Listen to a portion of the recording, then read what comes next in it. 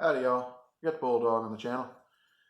I'm really glad. I showed in my last video that I got my log splitter going, and it's now in the 30s. The wind's blowing. Tonight, I'm going to be putting my flue together for my wood stove, and I'm going to get the house warmed up. Amazingly, that house is being heated by a little propane heater right now. 3,000 square feet. Some people were interested in, energy conservation in the 80s, like my dad. Two reasons. Number one, he wanted to be able to heat it with a match. Number two, he wanted to be underground after sitting in a mobile home park in Kansas City and watching a mobile home on the other side of the park leave. And he decided, if I build a house, I'm going to build it underground. And he did. That's where I live right now. But got some time off, a few hours, big vacation. And figured I'd tell a little story.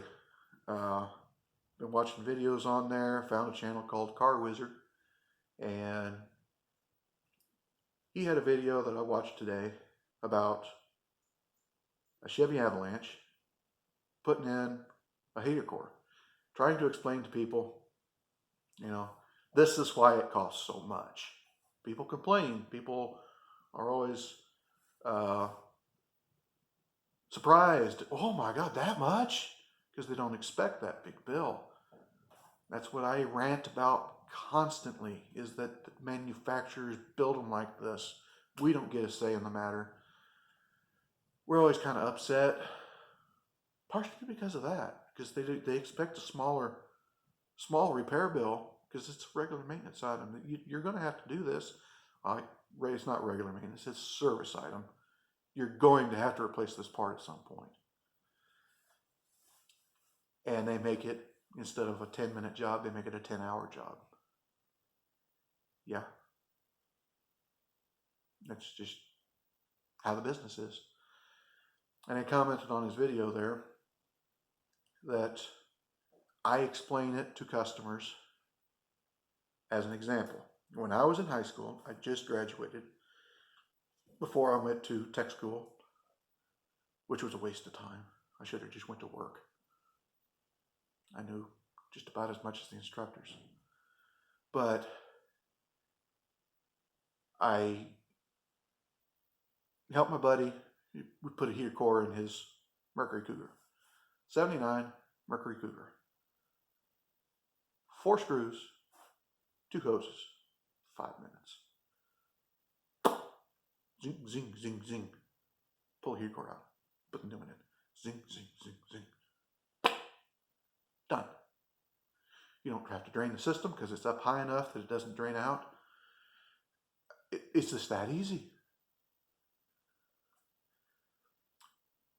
Fast forward days or weeks, I don't remember. It's been 25 years ago. It's been a little fuzzy. I've hit my head a lot. The second job I did, the second week I was at work, my boss thought I was going to quit. Car came in. He priced the job, not really knowing how bad it was going to be. Because, phone call, heater core leaking. What do you got? 83 Mercury Cougar. Notice I said the other one was a 79. That's only 4 years difference. 83 Mercury Cougar. And it was going to be hundreds of dollars to put this heater core in. Well, this car came in. They designed it differently. They redesigned it. That they had the Boxy Bird, 80 to 82. And then they had this suppository shaped, rolling turd in 83. And instead of leaving what was good and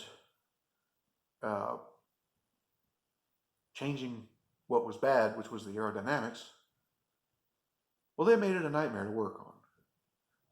This heater core was inside the heater box, which was underneath the dash, which you had to pull the entire dash out.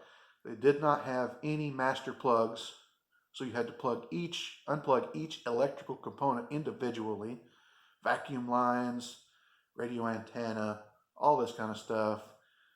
There was no thought given to serviceability inside this dash. Screws on the backside.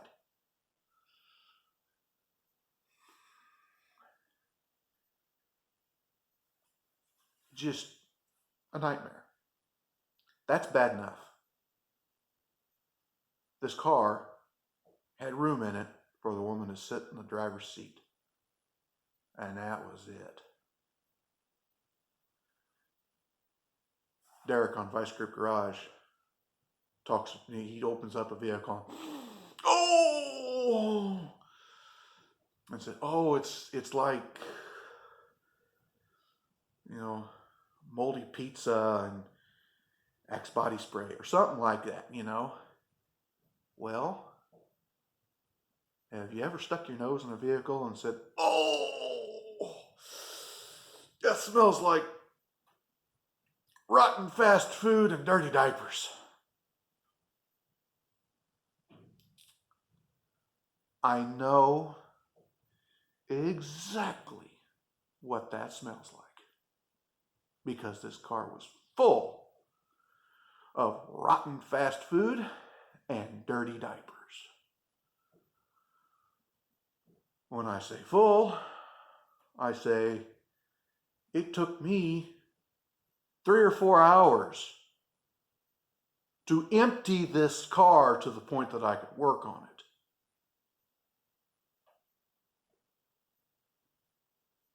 I know some people are thinking, well, I just refuse the job, or say you have to get it cleaned, or farm boy. Options didn't exist. You had to do the job. So I took on my job like that. It was never a question to me whether or not I was going to do it. It was how. So I went to work on it. Of course, I got paid a little extra. The customer got charged extra because of the condition that it was in. And my boss, I just thought I was going to quit. He didn't think I was going to stay on after that. Oh no, it's a job. I mean, you do it. I'm glad that I didn't quit because I could get paid more at other places, but there are certain things that I will not deal with. And part of it is, dishonest employers. I would have problems with a lot of people. I don't have problems with him. So just wanted to tell that story there.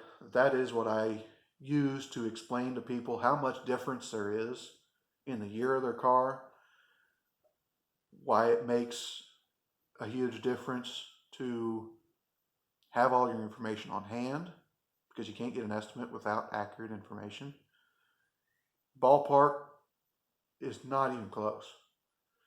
I tell people when they ever say, I just need a ballpark figure. I said, I need to know what game I'm playing first. Because I don't know if we're playing in a ballpark or an arena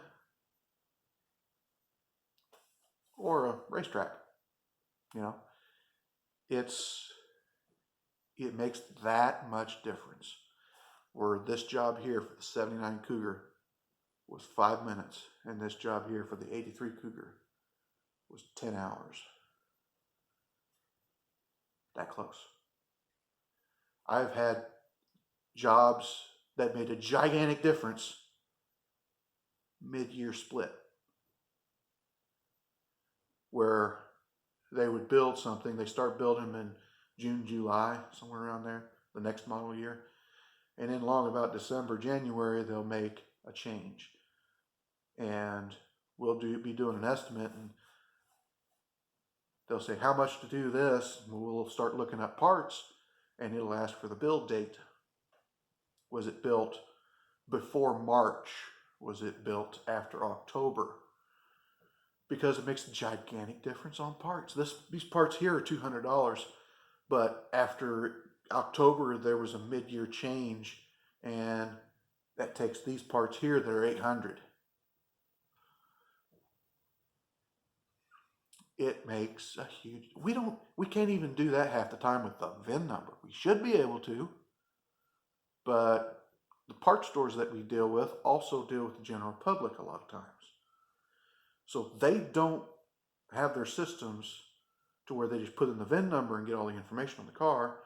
They have questions that the average walk-in might be able to answer, like what trim level it has, or two-wheel drive, four-wheel drive, or build date. It's located on your driver door. Well, we've had some issues with that. We've had vehicles that had the door replaced. It was the same color car. So, okay, we'll just switch it out. Well, they didn't change the tag, and we had the wrong parts. We didn't know it. The door fit. Struts didn't. We just got it off the door like we usually did, and then we found the problem. And then we checked the VIN up there on the dash, and it was different than what was on the door. 3 years difference on the year. So it makes a gigantic difference. And as far as the price on working on your car, yeah, in order to get any kind of a close estimate, you have to have your exact information. That's why we do only estimates where I work. There are no quotes. People will say quote. I said, no, not a quote. It's an estimate. And what's the difference? Because an estimate is an estimation. A quote is it's going to cost this much and no more, or no less. Of course, that doesn't work very much. If it costs us less than the quote, then they kind of expect to pay less. Well, that's why estimates flutter. And it can make a gigantic difference when it comes to that. But enough storytelling. I'm going to go down there and see if I can work on my wood stove and get a little bit warmed up. Like, comment, subscribe, hit your little bell notifications, share it all around. I'll talk to you later.